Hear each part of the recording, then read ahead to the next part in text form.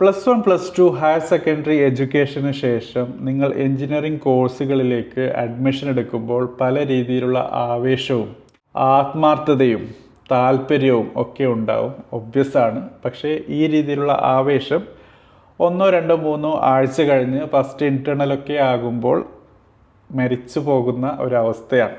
So എങ്ങനെ നമുക്ക് നമ്മുടെ താല്പര്യം മുന്നോട്ട് കൊണ്ടുപോകാം എന്നുള്ളതും എൻജിനീയറിംഗ് കോഴ്സ് എങ്ങനെ സക്സസ്ഫുള്ളി കംപ്ലീറ്റ് ചെയ്യാൻ പറ്റും എന്നുള്ളതും ഓൾമോസ്റ്റ് ടോട്ടലി റിലേറ്റഡ് ആണ്. സോ ഇന്നത്തെ എപ്പിസോഡിൽ നമുക്ക് മനസ്സിലാക്കാനുള്ളത് ഒരു എൻജിനീയറിംഗ് കോഴ്സ് എങ്ങനെ സക്സസ്ഫുള്ളി കംപ്ലീറ്റ് ചെയ്യുക എന്നുള്ളതാണ്. സക്സസ്ഫുള്ളി കംപ്ലീറ്റ് ചെയ്യുക എന്നുള്ളതിൻ്റെ ഒരു ഉള്ളടക്കം എന്നുള്ളത് സപ്ലികൾ ഇല്ലാതാക്കുക, ഉണ്ടെങ്കിൽ തന്നെ കുറയ്ക്കുക, ഈവൻ സപ്ലികൾ ഉണ്ടെങ്കിലും ഇല്ലെങ്കിലും നിങ്ങൾ പഠിക്കുന്ന എൻജിനീയറിംഗ് കോഴ്സിൻ്റെ കാര്യങ്ങൾ മനസ്സിലാക്കി ജോബിലേക്ക് എത്താൻ സാഹചര്യം സൃഷ്ടിക്കുക എന്നൊക്കെയുള്ള കാര്യങ്ങളാണ്.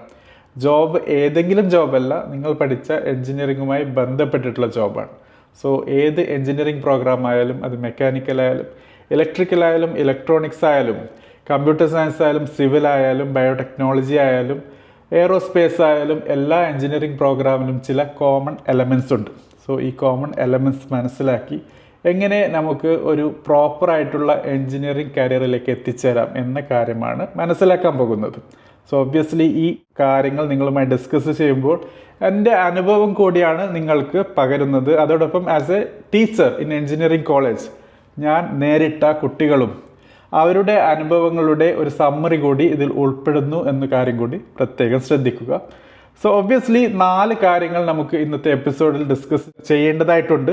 എങ്ങനെ നിങ്ങൾക്ക് നിങ്ങളുടെ എൻജിനീയറിംഗ് പ്രോഗ്രാം സക്സസ്ഫുള്ളി കംപ്ലീറ്റ് ചെയ്യാം എന്ന കാര്യവുമായി ബന്ധപ്പെട്ട് എല്ലാ വ്യൂവേഴ്സിനും സബ്സ്ക്രൈബേഴ്സിനും ദി എഡ്യൂക്കേറ്റഡ് ഡെയിലി ഷോയുടെ പുതിയൊരു എപ്പിസോഡിലേക്ക് കൂടി സ്വാഗതം. സോ ഫ്രണ്ട്സ്, ഇൻട്രൊഡക്ഷനിൽ പറഞ്ഞതുപോലെ പല കാരണങ്ങളുമുണ്ട് എൻജിനീയറിംഗ് പ്രോഗ്രാം സക്സസ്ഫുള്ളായി കംപ്ലീറ്റ് ചെയ്യാൻ പറ്റുന്നില്ല എന്ന കാര്യവുമായി ബന്ധപ്പെട്ട്.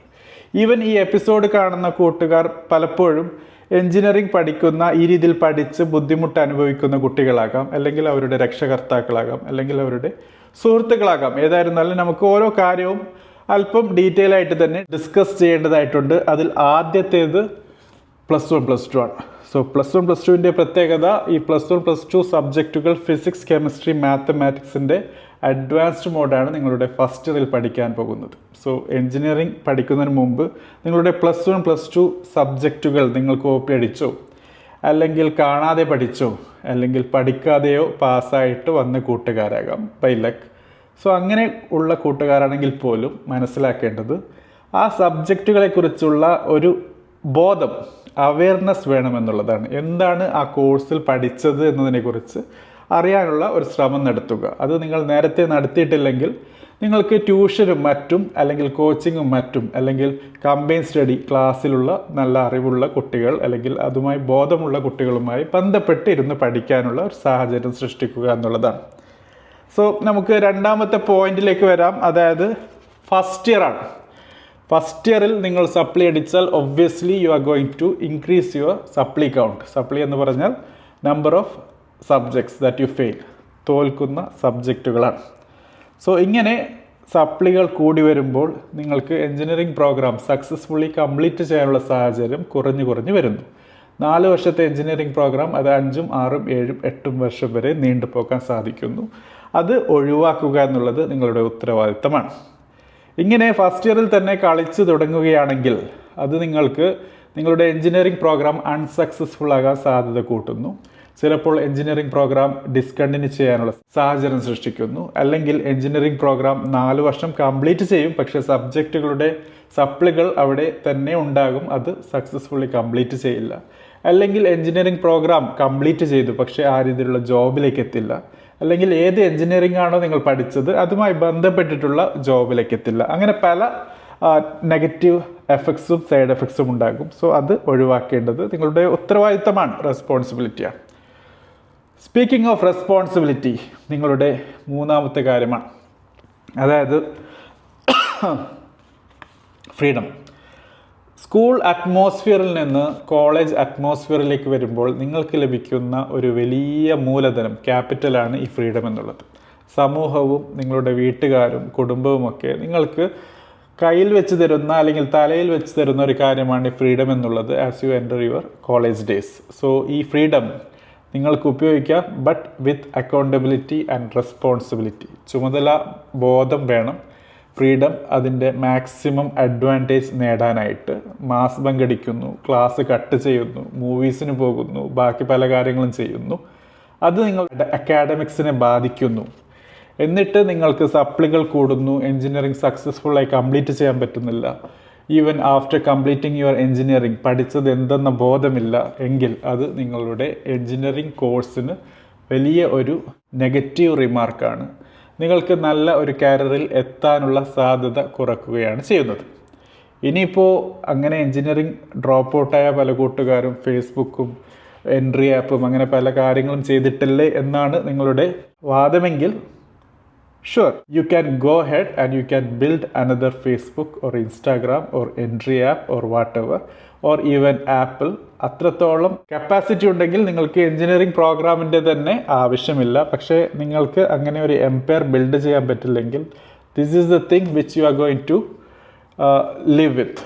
എൻജിനീയറിംഗ് പ്രോഗ്രാം വെച്ചിട്ടാണ് നിങ്ങൾ നിങ്ങളുടെ കരിയറും അതിനുശേഷം നിങ്ങളുടെ ജീവിതവും നിങ്ങളുടെ കുടുംബവും ഒക്കെ അതിനനുസരിച്ചാണ് ബിൽഡ് ചെയ്യാൻ പോകുന്നത്. ആ കാര്യം പ്രത്യേകം ശ്രദ്ധിക്കുക. ഇനി നമുക്ക് നാലാമത്തെ കാര്യമാണ് അവെയർനെസ്. അതായത് നിങ്ങൾ പഠിക്കുന്ന കോഴ്സ്, എൻജിനീയറിംഗ് കോഴ്സ് എന്താണ് എന്ന് മനസ്സിലാക്കുക. എൻജിനീയറിംഗ് എന്താണ് എന്ന് മനസ്സിലാക്കുക. എൻജിനീയർ ആരാണ് എന്ന് മനസ്സിലാക്കുക. നിങ്ങൾ പഠിക്കുന്ന കോഴ്സ് കമ്പ്യൂട്ടർ സയൻസ് ആയാലും മെക്ക ആയാലും സിവിൽ ആയാലും IT ആയാലും ഇലക്ട്രിക്കൽ ആയാലും ഇലക്ട്രോണിക്സ് ആയാലും എയറോസ്പേസ് ആയാലും ഏത് കോഴ്സായാലും ആദ്യം എൻജിനീയറിംഗ് എന്താണെന്ന് മനസ്സിലാക്കുക. അതിനുശേഷം നിങ്ങളുടെ സ്ട്രീം എന്താണെന്ന് മനസ്സിലാക്കുക. എന്നിട്ട് നിങ്ങൾ പഠിക്കുന്ന സബ്ജക്റ്റും എങ്ങനെ ഈ സ്ട്രീമുമായി ബന്ധപ്പെട്ടിരിക്കുന്നു എന്ന കാര്യങ്ങൾ മനസ്സിലാക്കുക. 90%, 80%, 70% മാർക്കില്ലെങ്കിലും നിങ്ങൾ പഠിച്ച എൻജിനീയറിംഗ് കോഴ്സുമായി ബന്ധപ്പെട്ട് എൻജിനീയറിംഗ് ഡൊമൈനുമായി ബന്ധപ്പെട്ട് നമ്മുടെ ചുറ്റുപാടും എന്തൊക്കെയാണ് നടക്കുന്നത് എന്നതിനെക്കുറിച്ചുള്ള ഒരു സാമാന്യ ബോധം, കോമൺ സെൻസ് ബിൽഡ് ചെയ്യുക എന്നുള്ളത് നിങ്ങളുടെ ഉത്തരവാദിത്തമാണ്. നിങ്ങൾക്ക് സമൂഹത്തെയും കോളേജിനെയും മാനേജ്മെൻറ്റിനെയും സിലബസിനെയും യൂണിവേഴ്സിറ്റിയെയും ഗവൺമെൻറ്റിനെയും ഒക്കെ കുറ്റപ്പെടുത്താം. പക്ഷേ if you want to improve, if you want to win, if you want to build a meaningful life, അത് അവരുടെയല്ല ഉത്തരവാദിത്വം, നിങ്ങളുടേതാണ്. അതുകൊണ്ട് തന്നെ നിങ്ങൾ അതിൻ്റെ റെസ്പോൺസിബിലിറ്റി ഏറ്റെടുക്കണം എന്നുള്ളത് ഏറ്റവും വലിയൊരു കാര്യം തന്നെയാണ്. ഇനി before winding up this episode ഒരു വൈൽഡ് കാർഡ് എൻട്രി കൂടിയുണ്ട്. അതാണ് നമ്മുടെ mathematics. So engineering is about mathematics. Mathematics ആണ് എൻജിനീയറിംഗിൻ്റെ ലാംഗ്വേജ് എന്നുള്ളത്. സോ മാത്സിനെ കുറിച്ച് അറിവുണ്ടാകണമെങ്കിൽ +1 +2 മാത്തമാറ്റിക്സിനെ കുറിച്ച് ഒരു ബോധം വേണം. മാത്സ് 1, മാത്സ് 2, മാത്സ് 3, മാത്സ് 4 അങ്ങനെ മാത്സിൻ്റെ എണ്ണം വളരെ കൂടുതലാണ് ഇൻ എൻജിനീയറിംഗ് പ്രോഗ്രാം. അതുകൊണ്ട് മാത്തമാറ്റിക്സിന് എനിക്ക് പേടിയാണ്, എനിക്ക് അലർജിയാണ് എന്ന് പറഞ്ഞിട്ടൊന്നും കാര്യമില്ല. മാത്സുമായി എക്സിസ്റ്റ് ചെയ്ത് കെട്ടിപ്പിടിച്ച് കിടക്കാനുള്ള ഒരു തൊലിക്കട്ടിയെങ്കിലും നിങ്ങൾ സൃഷ്ടിക്കണം എന്നുള്ളത് നിങ്ങളുടെ എൻജിനീയറിംഗ് പ്രോഗ്രാമിൽ നിങ്ങൾ സക്സസ്ഫുൾ ആകണമെങ്കിൽ ചെയ്യേണ്ട കാര്യമാണ്. ഇനിയിപ്പോൾ എൻജിനീയറിംഗ് കോഴ്സൊക്കെ കഴിഞ്ഞ് നേരത്തെ പഠിച്ച മാത്തമാറ്റിക്സിൻ്റെ ടെക്നിക്സും ടൂൾസും ഫോർമുലേഷനും ഒന്നും ഞാൻ ഉപയോഗിക്കുന്നില്ലല്ലോ എന്ന് പറയുകയാണ്. അതാണ് നിങ്ങളുടെ വാദമെങ്കിൽ മനസ്സിലാക്കേണ്ടത്, നിങ്ങൾ പഠിക്കുന്ന കാര്യങ്ങൾ നിങ്ങൾ നിങ്ങളുടെ കരിയറിൽ കൊണ്ടുവരുമ്പോൾ നിങ്ങൾ ചെയ്യുന്നത് നിങ്ങളുടെ എൻജിനീയറിങ്ങിനെ നിങ്ങൾ അപ്ലൈ ചെയ്യുകയാണ്. അതല്ല എൻജിനീയറിംഗ് പഠിച്ച് ഇൻഷുറൻസ് വിറ്റ് നടക്കാനാണ് താല്പര്യമെങ്കിൽ obviously you don't need engineering programme. അതിന് BComോ BBAയോ അല്ലെങ്കിൽ വേറെ ഏതെങ്കിലും കോഴ്സ് ചെയ്യുന്നതാണ് നല്ലത്. സോ ആ കാര്യം പ്രത്യേകം ശ്രദ്ധിക്കുക. സോ ഈ എപ്പിസോഡിൽ പറഞ്ഞ 5 കാര്യങ്ങൾ അത് നിങ്ങളുടെ എൻജിനീയറിങ്ങിനെ മീനിങ് ഫുൾ ആക്കാനുള്ള മെയിൻ ക്രിട്ടിക്കൽ എലമെൻറ്റ്സ് ആണ്. കൂടുതൽ കാര്യങ്ങൾ നിങ്ങൾക്ക് ഷെയർ ചെയ്യാൻ താല്പര്യമുണ്ടെങ്കിൽ കമൻറ്റ് ബോക്സ് ഉപയോഗിക്കാം. ചോദ്യങ്ങളുണ്ടെങ്കിലും കമൻറ്റ് ബോക്സിൽ. Thank you for watching. Have A great day.